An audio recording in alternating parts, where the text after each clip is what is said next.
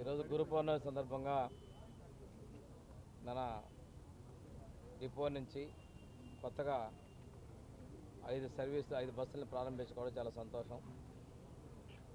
25% బస్సుల్ని మనం రీప్లేస్ చేయడం అనేది ఒక మంచి పరిణామంగా నేను భావిస్తూ ఉన్నాను. ప్రభుత్వం కూడా ప్రయాణికుల భద్రత అనే దాని మీద ప్రాధాన్యత ఇస్తూ ఉంది. కాలం చెల్లిన బస్సులన్నింటినీ కూడా రీప్లేస్మెంట్ చేసే విధంగా చర్యలు తీసుకుంటాం.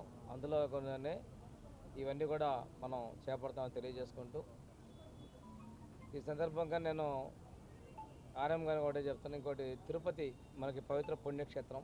స్లీపర్ కోచ్ ఒక ట్రైన్ కూడా తిరుపతికి ఈసారి వచ్చే బస్సులో ఒక ప్రయారిటీ పెట్టుకొని తిరుపతి కూడా ఒక సర్వీసెస్ని తీసుకురమ్మని చెప్పేసి నేను వారికి తెలియజేస్తా ఉన్నాను.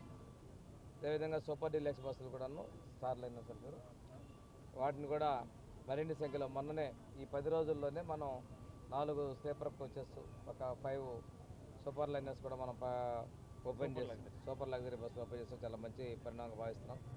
అదేవిధంగా మా ప్రభుత్వం సిబ్బంది పరంగా, ఉద్యోగుల పరంగా వాళ్ళకి రావాల్సిన అన్ని విషయాల్లో కూడా వాళ్ళకి అందుబాటులో ఉంటాం.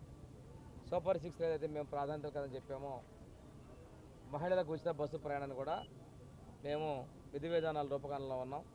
అవి పూర్తయిన తర్వాత అది కూడా అమలు చేస్తామని మీకు తెలియజేసుకుంటూ, ఈరోజు ఇక్కడ ఈ కార్యక్రమంలో పాల్గొన్నటువంటి ఆర్ఎం గారికి, డిఎం గారికి, అదేవిధంగా ఆర్టీసీ సిబ్బంది అందరికీ కూడా పేరు పేరున నేను అభినందనలు తెలియజేస్తున్నాను. మీ సంస్థలోకి కొత్తగా పాతబడి స్థానంలో కొత్త బస్సులు రావటం, అందులో డ్రైవర్స్కి అందరూ కూడా భద్రత కలిగించడం అనేటువంటిది సౌకర్యవంతంగా రావడం అనేది చాలా మంచి విషయం.